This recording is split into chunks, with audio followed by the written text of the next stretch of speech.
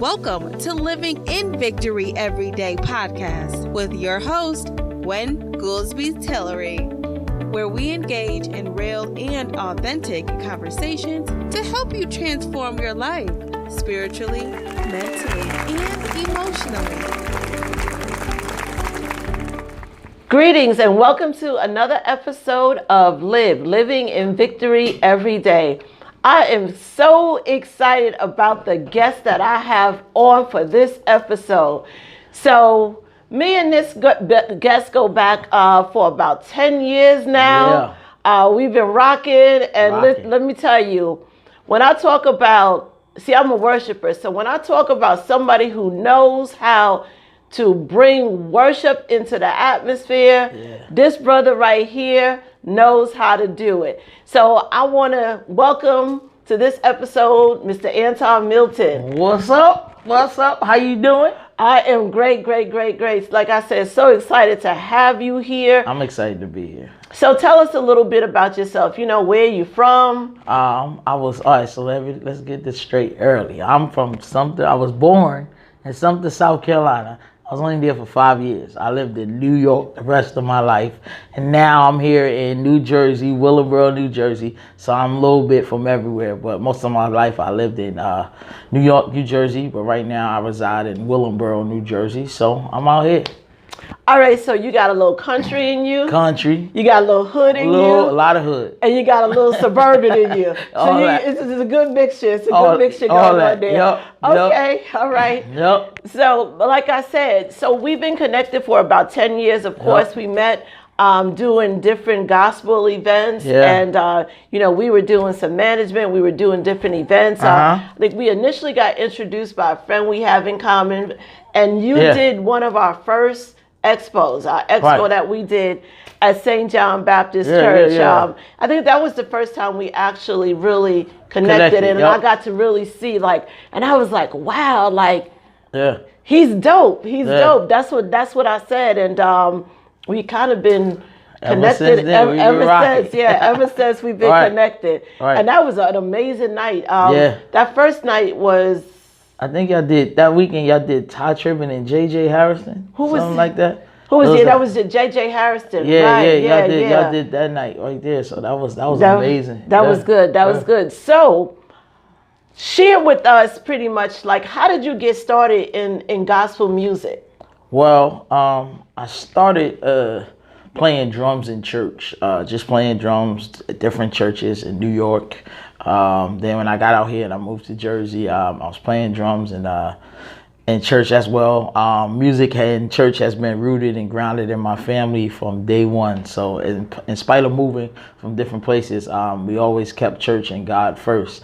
And it was a testimony that somebody spoke into my life, a pastor spoke into my life and said, you have to come off the drums to get everything that God has for you. I was like, then he said, you gotta move from New York to get everything that God has for you. So I started taking it a little bit more seriously. And honestly, when I moved to New Jersey, that's when everything started opening up a lot more musically for me. So that's kind of interesting though, because unlike you, my background, I didn't necessarily grow up in church like that. I spent a lot of time in the South, Charleston, South Carolina, with my grandmother. And, we would go to church when I went down there with her. But, as I grew up in New York, I really wasn't that involved and connected with church until it's probably about maybe 25, 26, I started going to church, but it wasn't until I moved to South Jersey.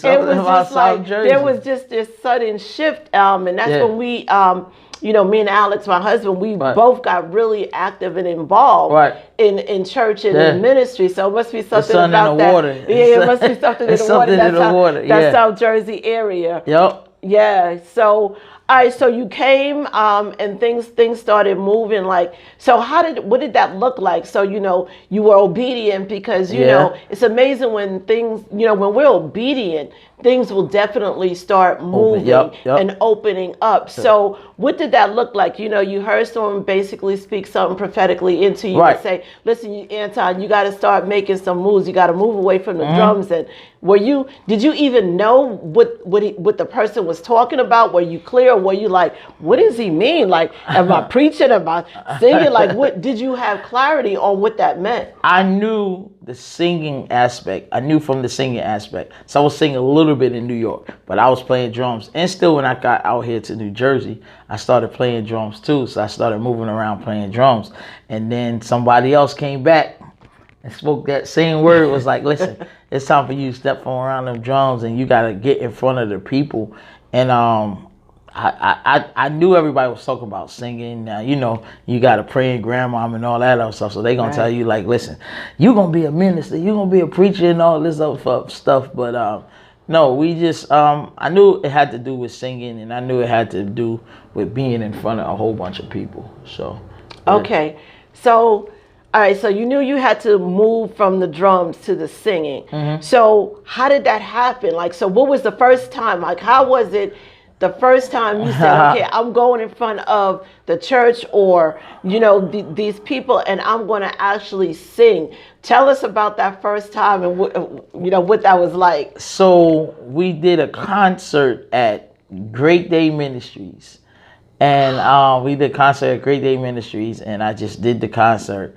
And I just went in front of the people to sing. And, they said Anton Milton and Friends. It wasn't glorified yet.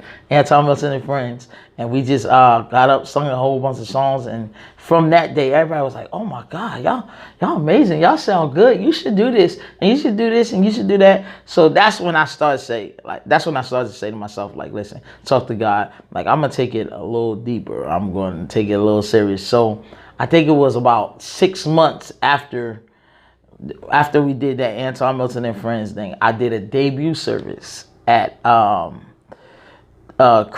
I think it was Christ, not Christ Community. Well, Pastor John Dingle's church. It used to be in Willingboro. But I did a debut service there. When I did my debut service, the response was like amazing. Like everybody came from everywhere and the response was amazing. And people was like, man, you set apart. You gotta just keep going, keep working, keep doing what you gotta do. But you're different. You're a worship leader, and I connect with you. And so from there, I just kept going.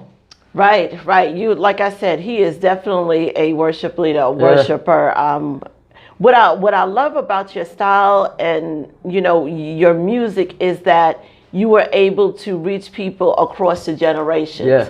And so whether it's someone that's young, I can remember, I remember Little Britain, like always, singing your music, to the older person, to the church mom. They all can connect with you because you just have this ability to really just move in worship. So that's always been amazing watching you do that.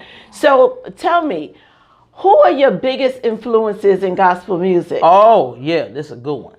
Now, this is a good one. I love John P. Key. Yes. I love Todd Tribbett. I love Fred Hammond. I love Todd Delaney. I love Travis Green. I love Israel. I love Jonathan Nelson. I love everybody. So it's like a mixture of everybody. Then I love a lot of these upcoming artists because they're being a lot of creative right now. Mm-hmm. So some of them. So some of them. But I just like, it's a mixture of artists that I love. But when I first started out, I was just, at that time I was just listening to like John P. Key, some Todd Tribbett stuff. I was just a super big Israel fan because I think you could put Israel in any type of environment and he'll be okay. And I was like, that's what I need to be. That's what I need. It put me in any type of environment and I'm okay. So, Israel, a whole bunch of artists. Everybody. I love everybody. Seriously. Yeah, I do too. You know, I'm a big John P. Key fan. Yeah. You know, I'm a big John P. Key. But I see what you mean in reference to, you know, Israel Houghton, because like you said, you could put him anywhere, and he just has this ability to just be able to just connect with the people. And I definitely, once again, I definitely see that in you when you go different places. I mean, we've been all over. Yeah, we did some traveling. I said, no matter where Anton goes, he just has this ability to be able to connect with the people and bring people to a place of wanting to just really just kind of let down their guard and worship. So I love that. It is. So, all right. So who are your biggest influences or your biggest influence? I think I know the answer, just in life in general. I would say my grandma. I'm definitely gonna say my grandma. She's gone. She passed away. But she's always installed church in me. My grandma sung in South Carolina everywhere. You get her to sing, and I'll see her go sing in places, and I'll just be like, "Oh my God, did you really understand what you just did to this atmosphere or something like that?" So that's like one of my biggest influence. Actually, my new album, my new project, the L.I.V.E experience, we're calling it The Shifting. But we're dedicating that to her, so we're excited about that. I thought you would say your grandmother, because I know how, you know, just how much you loved her and the connection you had with her. And I could tell she definitely had a big impact and a big influence on your life spiritually. It's nothing like that praying grandma, right? Nothing like that. I definitely listen. We there with that, because that was my grandmother. She didn't sing, but she was very active in the community, like always involved with church. Everyone knew Audie Taylor, you know, in the community, because she was so involved, and she's definitely had a big influence on my life too. Okay, so here's the next question for you. Okay. If you could collaborate with anybody, it doesn't even have to be in the gospel arena, who would it be? They don't have to be in the gospel arena. Listen. I would love to collaborate with. I would say Anthony Hamilton. Or Anthony Hamilton. I'm not talking gospel now. So Anthony Hamilton. A Fantasia, Anthony Hammond, and you know who else? Charlie Wilson. Wow. Okay. I gotta get with Charlie, Uncle Charlie. I gotta get with Uncle Charlie. We gotta do something. So, you know, those are three good. I would say those are three good choices. Of course, you know, Anthony Hamilton has this very soulful sound, and you know, when he sings, he's just like, you just kind of feel the passion come through. Of course, we know Fantasia has that background in church, and you know, when you see her on the stage, you like wonder, like, okay, is she at a regular concert or is she in church? You know, ministering to the people. Charlie Wilson is the most interesting of those. Charlie Wilson. Of course, you know, he's been in the game for a long time. And he kind of has that kind of soulful sound too. But what is it? I'm just curious. What is it about Charlie Wilson? Charlie Wilson is versatile, and people don't really know his versatility. A lot of people do know his versatility. It'll be hooks back in the day on mixtapes in New York, and I forgot one part of this song that he did, I forgot the name of it, but it's hooks back in the day that Charlie Wilson would do, and you'd be like, oh my God, and when I came to find out that's Charlie Wilson, I'm like, oh my gosh, like, you know what I mean? And then when you see him perform, if you ever saw Charlie Wilson perform, his show, he is a entertainer. And for somebody to have an R&B crowd coming for an R&B concert and can shift that whole R&B concert to a street church concert at one time, it's like this. You gotta be real good to do that, and people be receptive of it. So I'm like, oh my gosh. So I'm like, listen, Charlie Wilson, I love his energy, the vibe, everything. It's still and the crazy thing is still as he gets older, he gets better. Right. As he gets older, he gets better. You gotta think, when he was with the Gap Band, they had their success. But when he came out with this Uncle Charlie stuff, it just went elsewhere. And he has a pretty amazing testimony. Yeah. He was homeless. Yeah. He was on crack, everything like that. And his wife was a Christian, and she stayed with him for over 30, 40 years, something like that. So pretty amazing testimony. Yeah. What God can do if you let him. Yes, absolutely. So like I said, I could definitely see. But as you mentioned, all three of them, I'm not absolutely sure about Anthony Hamilton, but yes, they are very connected spiritually, all three of them. So, all right, so that's who you would collaborate with. From the R&B. From the R&B. From the R&B. Is there one that you would pick within the gospel arena? Yes, of course. I would, so it's a young guy.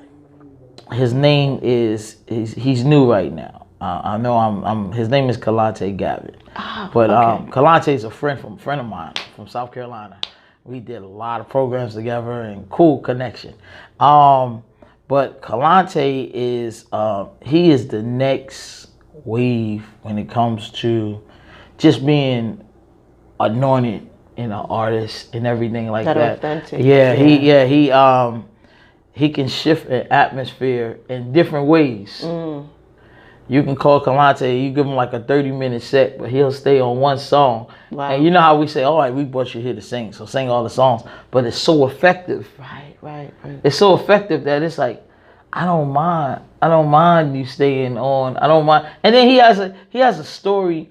I mean, and I know everybody has. I have a story. Everybody has a story, but he has a story about how God just shifted his life. He was singing in a lunchroom at lunchtime, and he was singing a hymn at lunchtime, and somebody recorded it and went viral, and then he just took off from there. Completely took off from there. I would love to do something with Israel. I would love to do something with Todd. I love to do something with Todd Delaney. He's amazing. You know what I mean? Now, I've been on stage with all these people. Let's get that clear. I've been on stage with all these people. I just have not yet collabed with them. But I've been on stage with all of them. So, so it's cool. You've definitely been on stage with the best of them. Yeah. Absolutely. Yes.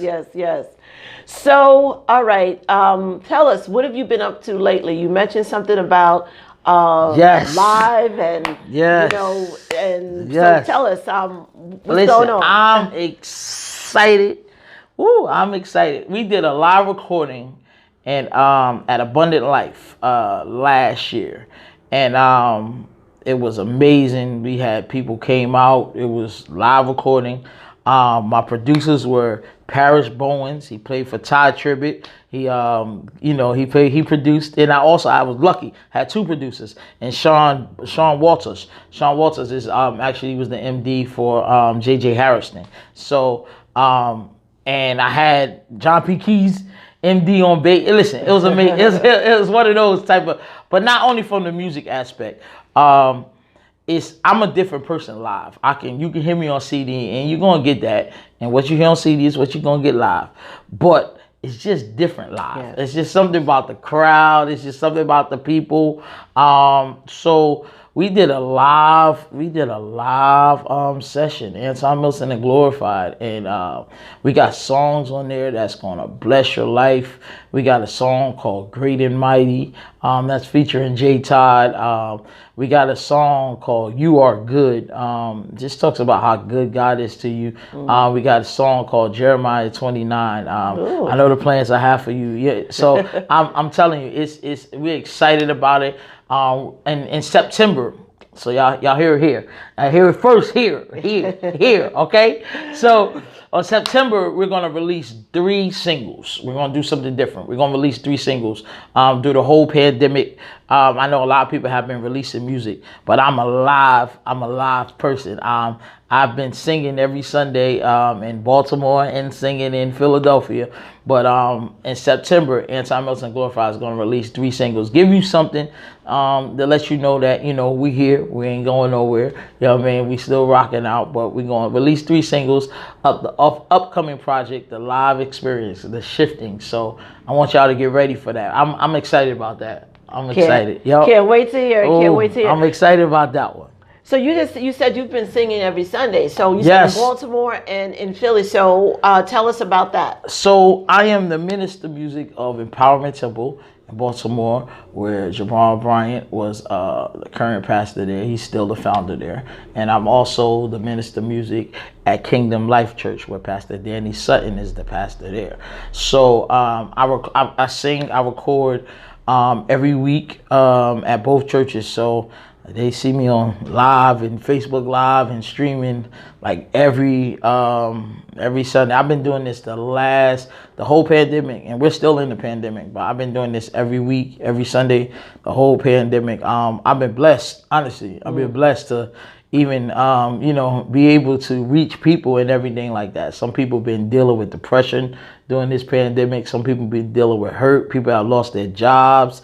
And the testimonies that I've gotten from that, just hearing this song or you leading us in the worship and all this other stuff, has been a blessing. So yeah, I've been live working every week. That is definitely a blessing, and that's what I was going to ask. Was you already answered? How has this impacted you? The pandemic impacted you in terms of music, but it seems like it's been a blessing. You've still been able to get in front of the people and do what you do so well. It's been a restart, honestly. It's been a restart because I think that for any praise and worship leader, if you're at Empowerment Temple we see about 2,500 a Sunday, and then in Philly we see about 500 a Sunday. So to go from 500 to 2,500 a Sunday to seeing 0 people in the room worshiping God, you gotta pull from somewhere else. You gotta really pull from somewhere else. So I in this season, God has just been working with me on that and pushing me in a different direction when it comes to worship, how to engage people now at a different place of worship. Because you got to think, when we come back from this pandemic, some people are going to be scared to come to church. Yes. So you got to be like, okay, we started doing, in Philly, we started doing outside services. And the first week, it was like, we want to worship. The people were like, we want to worship. We got masks on. We want to worship, but I don't want to do too much because and so we did it the week after. But during that week, I went to the praise team.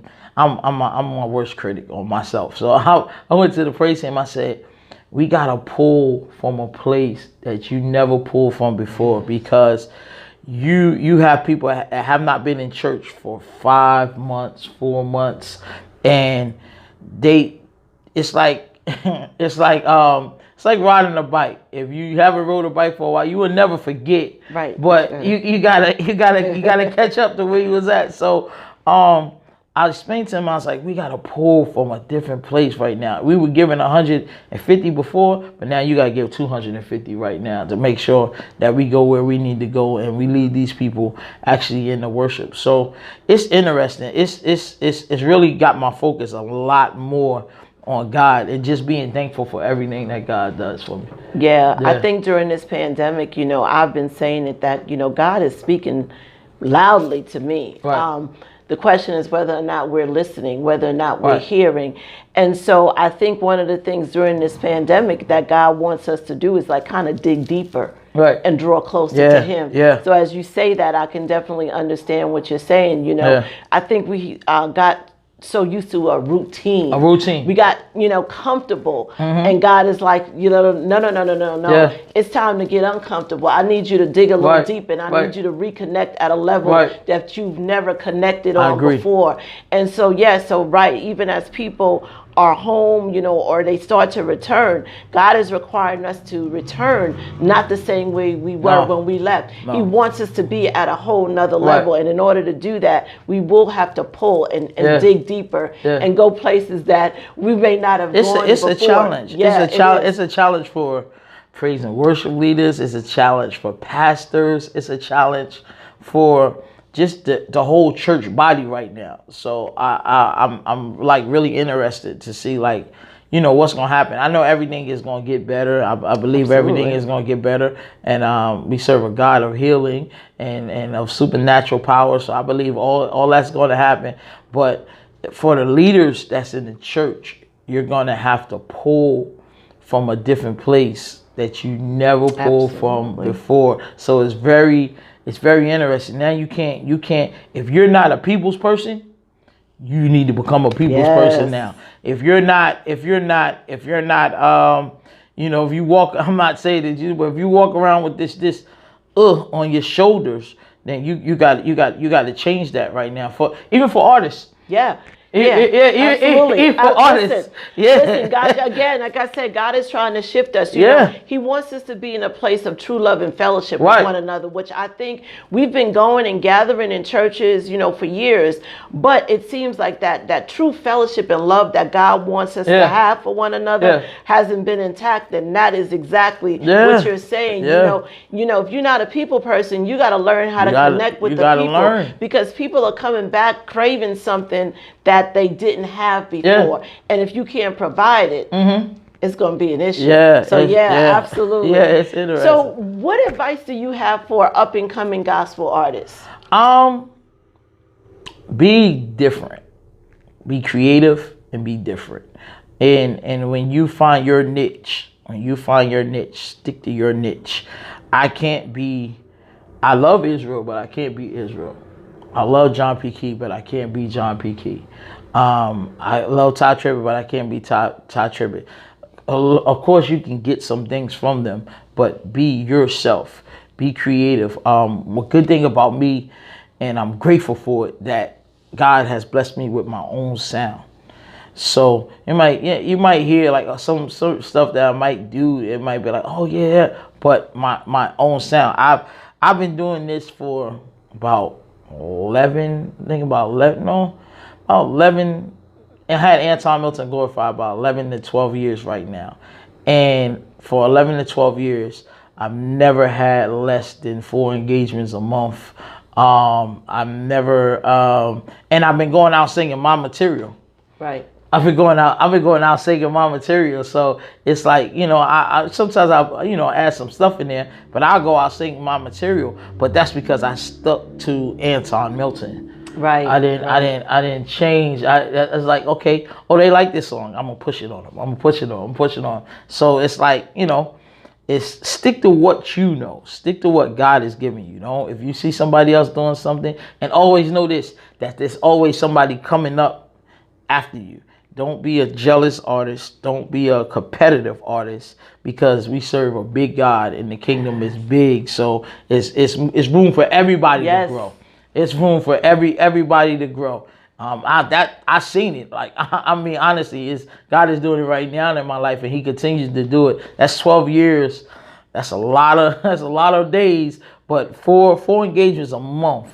4 engagements a month in like 12 years. And even while the pandemic was going on, I just couldn't go because of everything. But I've been getting calls. Can you come lead worship here? Can you come lead worship there? And I just didn't go. I got a family, so I got to be smart. Can't bring no COVID home. But you know what I mean. But God is still blowing my mind. I did my first engagement with the ministry last night, and Middlesex Township.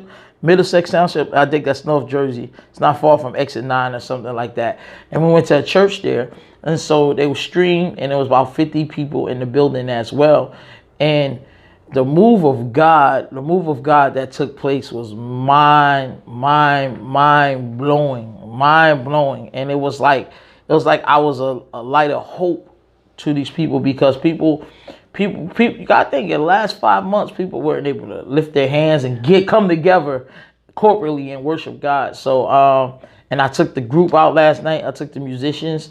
So I'm, just be you, be yourself, and watch God do the rest. I think that's great advice for anybody. Yeah. That's great advice, not just for gospel artists, but for anybody in general, is that, when you are able to just be who God created you to be, and you move in that, it's amazing what God will be able to do in your life. And, that's a process, for me, that I'm still learning. Just be who you are. I can't be anybody else but who God created me to be if I want to move in what He has created me to do. So that's good. So this podcast is called Live. Living in victory every day. So tell us, what approach do you take to living in victory every day. You know, we all face challenges. We all have, heartache, pain, different things that come our way. What approach do you take in life to live? I've taken this approach and it's never failed me, and that's God, honestly. I've taken God as the approach. Like I follow God. My walk with God is just, gotten totally, and it continues to get better every day as I live. You know what I mean? But just following God, because as you follow God, my testimony always is that God will honor your heart. That though we make mistakes, nobody's perfect, but God will honor your heart. He sees when nobody's around and you still push for him. He sees when nobody's around and you might be going through situations with your family and you still push, to make it happen. And you do it all for God. You know what I mean? So I live God. Yes. Yeah. And that's it. Living in victory every day absolutely is about acknowledging that even in the midst of our struggles, that God is still very present in our lives, and that if we just seek him and turn to him, that he's always got us. Yeah. Absolutely. So thank you for that. Before we close out, any final words, anything you want to share? Yeah. Listen, y'all download this app. I need y'all to download the app, right? That's how we doing it? All right, cool. I'm going to make sure I'm going to say it right. So y'all download this app and support what's going on right now. This is what we need to do in this season too. Support our own. We got to support our own. So y'all definitely support our own. Y'all be on the lookout for the project coming out. Y'all be on the lookout for the singles coming out. You can follow me on Facebook. You can follow me on Instagram, Anton Milton. But y'all be on the lookout. Y'all be safe. Do this whole pandemic and everything like that. And that's it. Great. Well, once again, I thank you so much for being here. You already know. I appreciate it. Before we close out, I just have to share this. So one of your biggest hits, excuse me, gotta get a sip of water. Get some water. One of your biggest hits is, of course, I'm on my way. Right. That song literally touched so many people. And every time you would perform it, it would just be an amazing response. Right. So for those of you who might not know who Anton Milton is, I say go search I'm on my way. And the song is just amazing. Check it out. So once again, thank you for being here. Thank you guys for tuning in to another episode of Live. Once again, I remind you that, when we turn to God, we can really live in victory every day. Thank you. Thank you for listening. Don't forget to like, follow, and subscribe. Thank you for listening to Living in Victory Every Day podcast.